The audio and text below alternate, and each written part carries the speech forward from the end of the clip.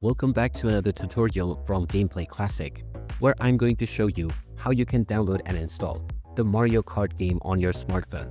So let's get started right away. First of all, open up the iOS App Store or the Google Play Store, depending on your device, and then tap on the search button.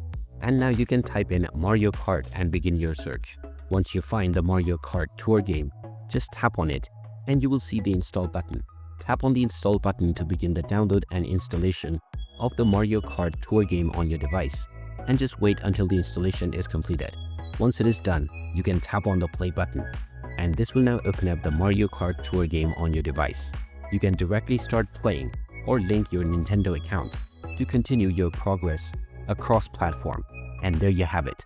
That is how easy it is to download and install the Mario Kart Tour game on your smartphone. If you find this video helpful, don't forget to hit that like button and subscribe to our channel for more useful tips and tutorials. Thanks for watching, and I will see you again in the next one.